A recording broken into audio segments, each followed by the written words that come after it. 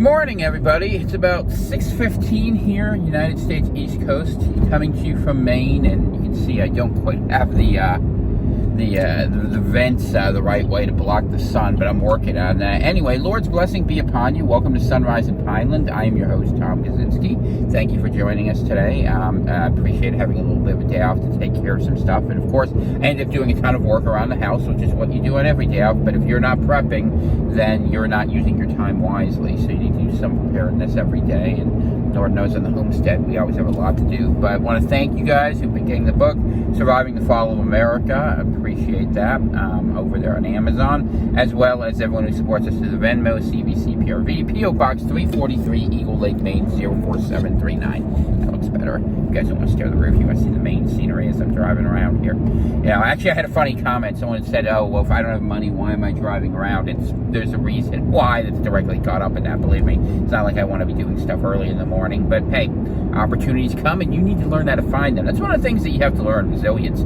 You know, it's not what you do that's on top; it's the little things. Like there's a gig economy that lives in the rural underground, and if you kind of figure out how to exist in it, you can find yourself a lot less vulnerable, whether it be, you know, because you need money for fuel, which we may need, or whether it be because, you know, you can't get a job because you don't want to become a genetic lab experiment, which is something people should be worried about. Dana sent me an article that I finally read in detail about how it appears that it's very possible that the people who've had the jab by proximity can sometimes get people who haven't sick, and that fits a lot what we've been experiencing, you know, especially with blood transfusion. I mean, not that that's something, but just something to keep in your mind. Anyway, but let's go into the big problems of the day. So we got to talk about Russia for a second. The Lithuania thing could get big fast, and you see a lot of moving pieces that suggest that a fall war might be on the horizon. I was reading in an article, I think it was at Fort Bliss down in Texas, how they're emergency repainting all their desert camo kit to the sort of greens you'd expect for forest operations or plains operations like you'd have in Eastern Europe, or for that matter, Asia. You know, you can't separate those two considering how they've been linked. But, you know, the Lithuanians have cut off 50% of the goods moving to Kaliningrad. The Russians are pissed off about that. And we're going to see how much worse this gets. Belarus is also, agitating, threatening potential war against Lithuania and or Poland if they get involved in Western Ukraine, while the Russians continue their march. You know, right now it looks like Kharkiv will be the next major target, although there's always the opportunity they may choose to go after Odessa at some point in time, which also fits into the problem of the question of the global south, as they call it. You know, a lot of countries in Africa, the Middle East, other places require food from Eastern Europe to survive. Ukraine being one of the heaviest wheat and grain producers in the world.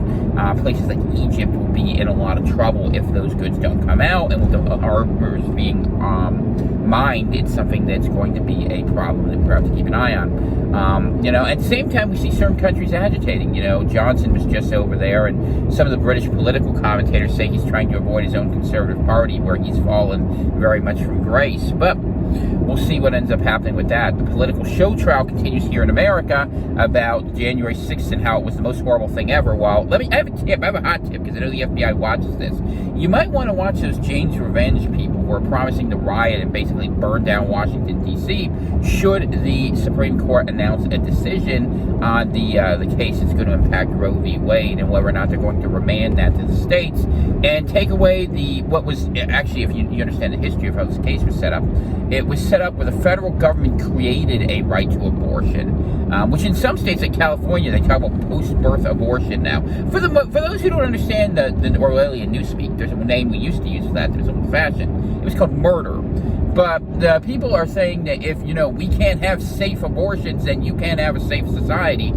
I mean, okay, so since we can't murder babies, people are going to riot in Washington. And a lot of people, a lot of preppers specifically, are spooked Now, I don't know if this is just agitprop or what this is, but a lot of people are legitimately afraid that this weekend is being set up for terrible organized violence, much like we saw with the George Floyd thing, Mr. Fentanyl. So you should be aware of this. You should be probably avoiding those areas. And I'll tell you what, if these cities riot, I have a simple idea. Why don't truckers avoid going there? Maybe, if they want to burn their cities down, okay, the barbarians are there at the gate, and I don't know.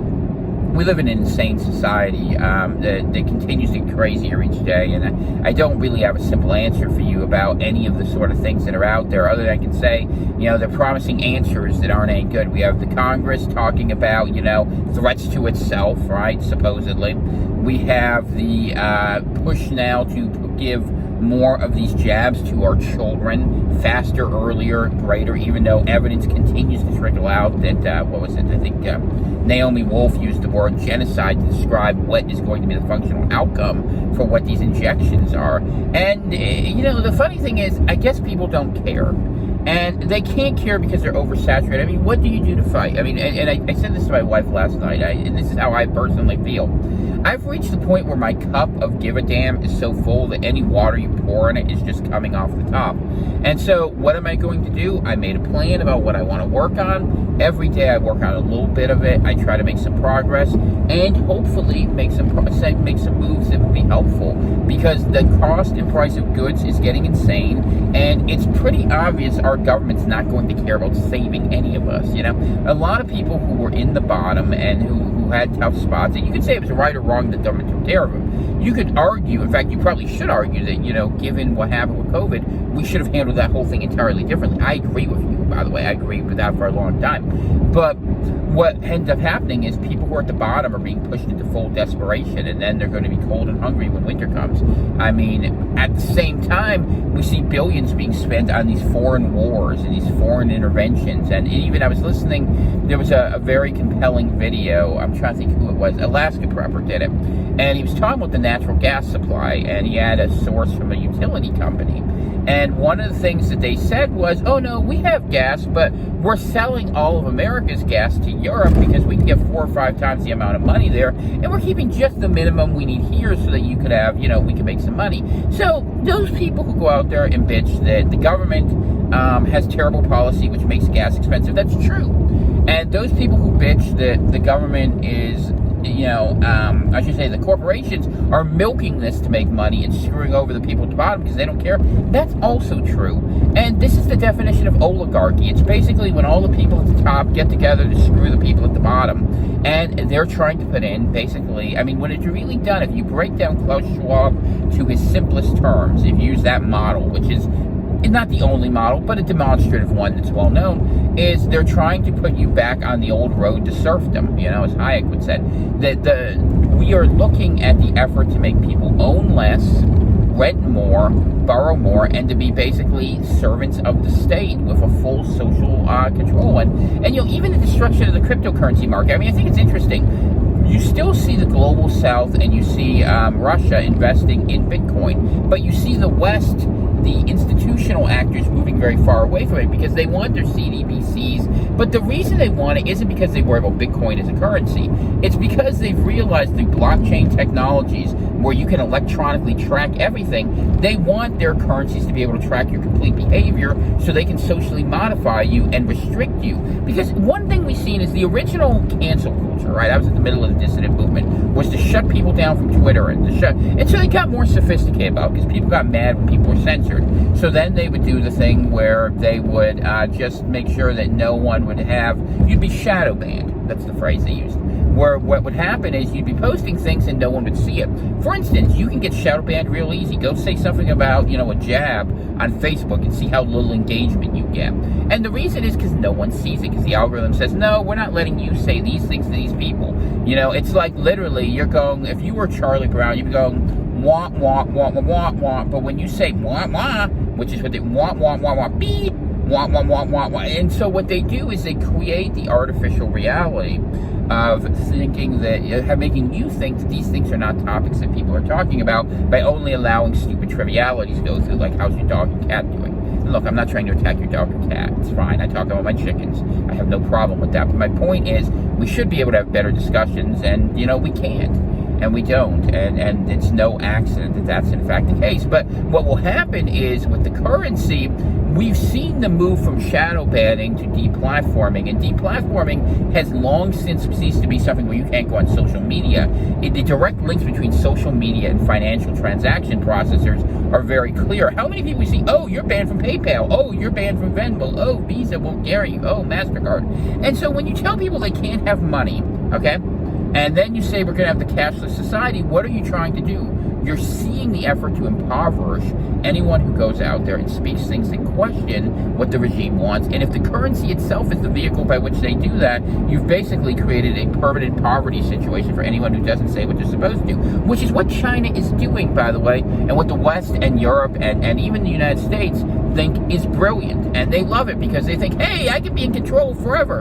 And so we see these elites fighting each other for who's going to control the system while all the people are getting screwed more and more. So how do you fight this? And that's what people say. They're like, oh, we want to secede, we want a war, we want this, we want that. And no one can do it because, and I see people they say, oh, we're going to vote the next time, but the Republicans are owned. And even if they weren't, if you try to have leadership or organize at the grassroots level, they'll throw you in jail. Or, you try to get distance. I tried to be a dissident leader. You simply cannot get a word in edgewise. You cannot do it. And honestly, I'll tell you, the deep state will come on you like a ton of bricks. The minute I started that Free States Project after the election, that, hey, people want to talk together, that thing was so riddled with people who had other motives, it was impossible to do anything, and that's the problem. All we can do is build our own individual, collective, communal, whatever, family-based, faith-based little communities and networks that are resilient, and stay out of the way and just trust that, I teach the Bible a lot on Sundays. More of you should show up. It's good stuff. But what you find is that God will often set two evils against each other, and perhaps that's what we're going to see between, sort of China and America and Russia. Maybe this whole thing does blow up, and then the people who are in the countryside can say, hey, let's start over, and what did we do differently? I have a deal that I make with myself with my writing. Some of you guys don't know it. I don't know if I've ever said it publicly, but I write one book for you guys, and then I write one book for me, generally. And what do I mean by that? I write books that I find interesting that I know won't sell. Like In God We Must, for instance, just to be honest with you, because I think it's the job to try to put out something that's pleasing to the Lord. On the other hand, then I'll write things like Surviving the Fall of America, which has done better commercially, and of course it has, because it's what you want to hear, it's what you're worried about. But the book I kind of would like to write, that I may get to next year if things don't fall apart, because I don't have time, I have 2 books in between here and there, is explaining to the people 50, 100 years from now how things got so crazy and how so many people were willing to go along with this for so long. And I don't think that anyone in a naturally sane environment will understand the luxury and decadence that led to some of our crazy ideas, and that this weird tendency that we have when you're so bored, you'll do anything just to see it happen, or when you're so saturated with propaganda, as we've been for 100 years in increasing intensity, you just get to the point where your ability to resist is broken down. And so you live in a place where you know kind of what's real, and what's around you isn't real, and you just learn to shrug it off and focus on other things. And I'm sure, that level of apathy and resilience is something that's not new.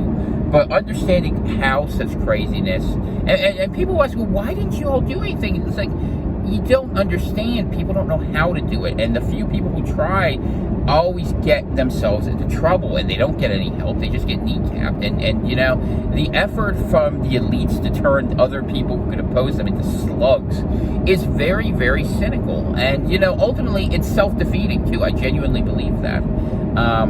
But that's what they're going to do. So what's your victory? Agency, right?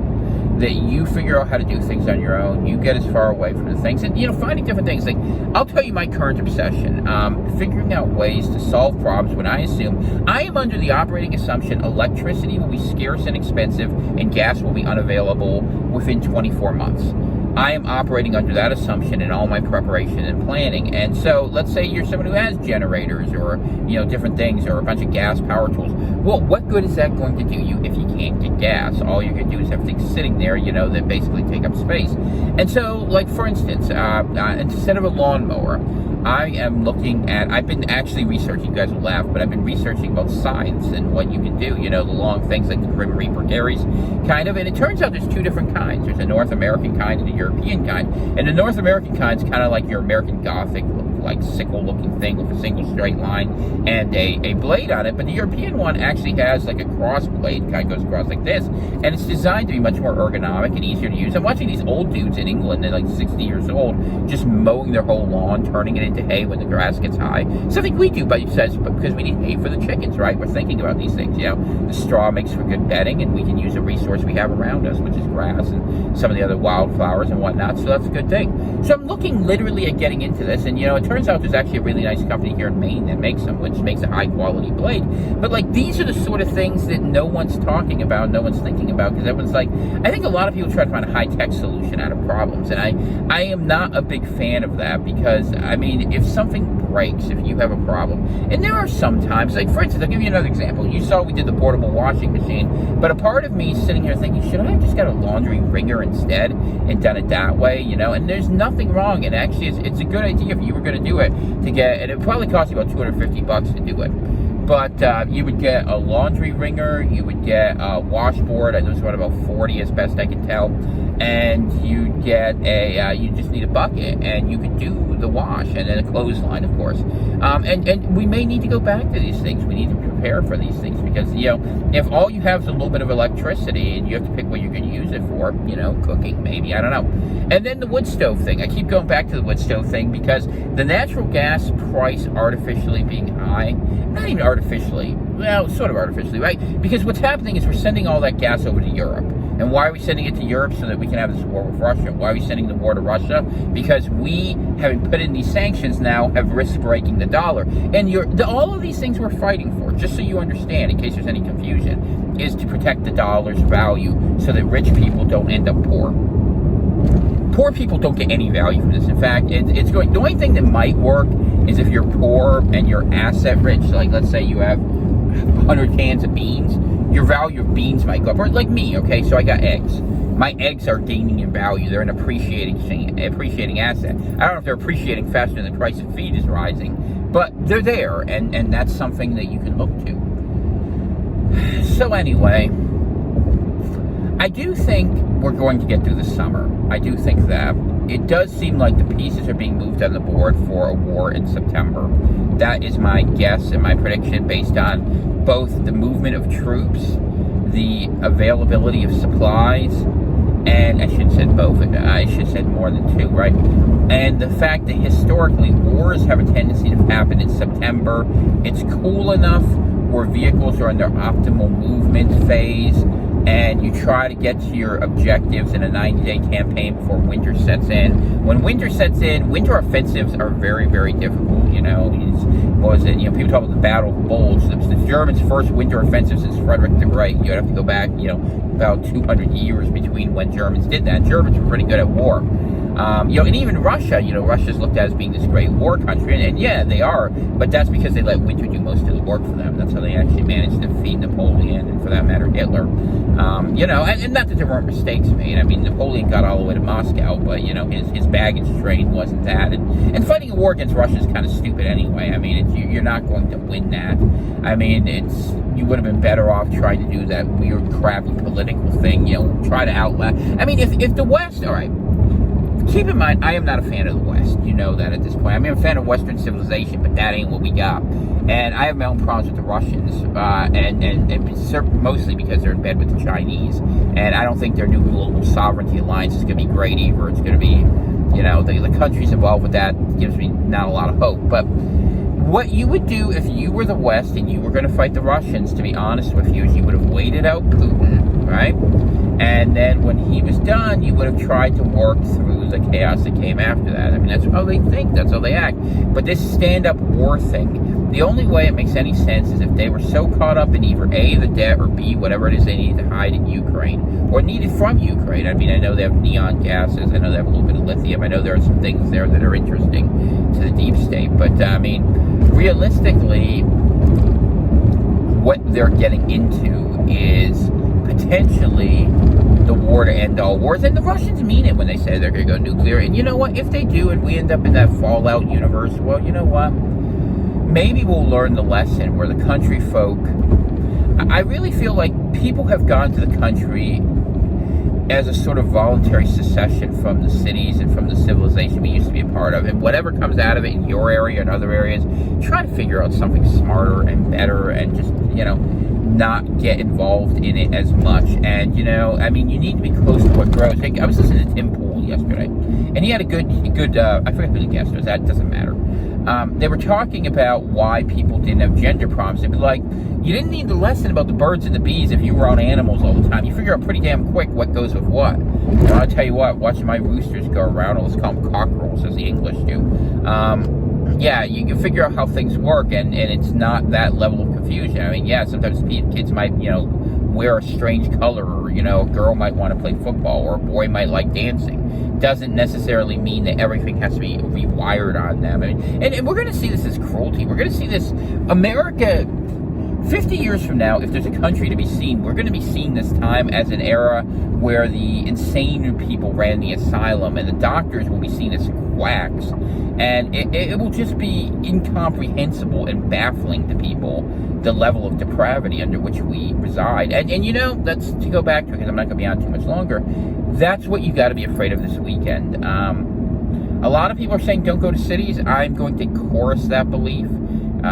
These different groups like this Jane's Revenge. The thing about it is, individually, they shouldn't be scary. If you had law enforcement to speak of, if you had any faith in the Washington, D.C. Police Department, the U.S. Capitol Police, the FBI, any of these agencies, you could feel good about it, the D.C. National Guard. But you know what?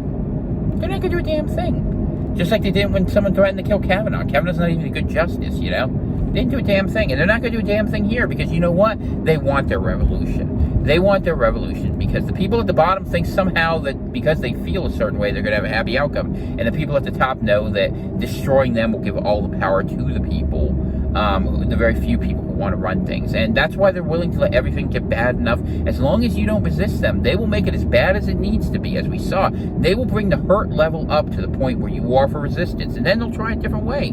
That's why they moved away from the booster jab thing. They couldn't get any more mileage out of that. Now we're looking at war. Now we're looking at civil unrest again. And this is it. There were 4 horsemen of the apocalypse. If you're fighting a cavalry battle, someone might, take a scimitar at you one moment, and the next moment someone hits you with a saber. And that's kind of what it's been like living in America these last few years. And I don't think that's going to change. If anything, I think it's going to accelerate, because the people who are in the positions of power realize if they don't take complete control, their heads will eventually be on stakes. And I'm not saying that as a threat. I'm just saying that as an observation of historical reality of what happens when people finally get enough prosperity to hold account those who were able to do things against them. But that's why you can't expect things to get better, because if things got better, it would be dangerous for them. They have to make sure it gets worse at a measured pace so they can continue to control you, so they can continue to have ownership of the debt, so they can continue all the financial games they like to play. And that's what we're watching today. And I wish I had something happy to tell you. I really don't, other than to say that you need to keep working on your preps. And I would say, a prep not enough people are just talking about, but something I'm thinking about sharing from my own life is extra insulation. Heck, even if you have to put insulation in your house that's just sitting there, it's providing an extra layer of warmth and support. So, passive systems are an incredible way to save energy. In the old days, what they used to do was they had one wood stove, they had one warm room, people would all stay in it, and that's how it had to be. And for you to survive this winter, if it gets bad enough, that might be what you have to do. Now, if you live somewhere warmer, you might not be worried about those things. But you know what? Up here in Maine, we're worried about those things. And I tell you, I've seen a lot of wood in a lot of yards these days, and it's encouraging to me that people are drawing the right conclusions. Or, hey, maybe they just live this way anyway, because in the countryside, you realize if things break, you're not necessarily going to get taken care of 5 seconds later. It just doesn't happen that way up here. And that's okay. I mean, learning how to do things on your own. The wife said something real smart to me last night. She goes to me and she's like, as tough as it's been these these last couple years for us, and it has been, that we've been blessed in the sense that we've had to practice our preps. We've had to learn how to live in a very difficult time and with challenges where power didn't work, where water didn't work, where sanitation didn't work, where, we had to get through winter without having a furnace. We had to do things that, honestly, they're exhausting. And my response, my not so witty rejoinder to the missus was, I said to Dana, I was like, well, now I know why people died at the age of 30. They didn't die because they didn't have sanitation or health. They died because they were too damn tired. And I get it. I'm freaking tired, man. I'm putting in 5 years in one day. But it's also more honest, and it will reset your focuses to a logical place. It'll give you time to think, rather than you're always acting. But a lot of these activities, even though they're repetitive, like, let's say you're scything your lawn, right? It takes you an hour to do that, maybe. Okay, but it gives you some time to think, too. It gives you a chance to build some muscle. It gives you a chance to build health. It forces you to make certain decisions better. And I think this is the return of nature. Nature will allow you to have luxury on top of it, as evidenced by civilization. But the problem is when you reach the point where you become disconnected from nature and your own beliefs and your own abstract idealism. And that's where we are in this story. And so the reset's coming, and the reset's not a bad thing. The reset's a good thing. It's a healthy thing. It's a needed thing. We just have to make sure it's not the reset they want, where they turn us into, transhuman machines. A smart friend of mine says, that's what the fight's coming down to, the transhumanists against the humans. I agree with that. In some ways, people, it's a faith war. It's a crusade. It's people who have faith in humanity as the vision that God intended for us, and people who have faith that humanity was made to transcend by using technology. And that's what we're going to fight this war over. Go read the Dune series if you haven't. That's kind of where it goes. And eventually, I guess I'm on Team Humanity, because I believe, in the sense that the Lord made us the way we are supposed to be, that Jesus died for us to be this way and to overcome our nature. And it gives me faith, and it gives me comfort, and I hope that you find the same for yourself. But what we're going to have to do now is we're going to have to go in a time of darkness and make sure that we don't succumb to false temptations. And I would just pray, in fact, I will pray, Heavenly Father, that we not be fooled and tricked into taking something easy and quick that isn't good for us. I pray that we have the wisdom and the tenacity and the energy to carry on. I just ask you to lift up everyone who needs help, and include myself in that. Everyone who desperately needs it, who's listening to this program today. So in Jesus' mighty name, I pray that for all you guys. Amen. And just be smart about it. We'll keep an eye on things. I'm going to have a little more time now. The worst of the horrible physical renovation labor is done. There's some more stuff that needs to be done, but because we've got chicken issues, as always, and not bad issues, just babies coming up, no health issues beyond that, but it means that certain spaces are being used in certain ways that, you don't do renovation projects before the chickens are gone. The chickens get into everything. And that's okay. Egg prices are going up, so hey, maybe I'm that old farmer Tom, on the Last Stand farm. What a life, huh? I wish it was just so easy. I just sat and walked around the lake and read books, but hey, this is the reality of it. So adapt or don't. It's up to you. All right, God bless. You guys have a good one. Thank you for supporting the program. Venmo, CVC, PRV, P.O. Box 343, Eagle Lake, Maine, 04739. You will be getting some shows. You might even get one today. We'll see what the wife feels like. If she feels like doing one this afternoon, I'll do one. If not, maybe I'll do one in the evening. I shouldn't have. My body told me I have to take a day off because I did a lot of bending and things that were rather unpleasant for me. So it's going to be a relatively easy day. At least I say that. Then Dana will wake up and say, let's go in the garden, and that'll be the end of that plan. But that's the way it goes sometimes. At least the work gets done. It's like that song from the end of the Portal game. And you have a lot of fun, and you make a cool gun for the people who are still alive. If you want to know, like, a kind of creepy transhumanist song, the game Portal was actually brilliant. Portal and Portal 2. And there's actually a little fun, and it's the voice of the lady, I think, who did the computer for Star Trek The Next Generation. Mabel something, I forget her name. Any case, now I'm rambling. All right, you guys have a good morning. I got to go get some work done. God bless.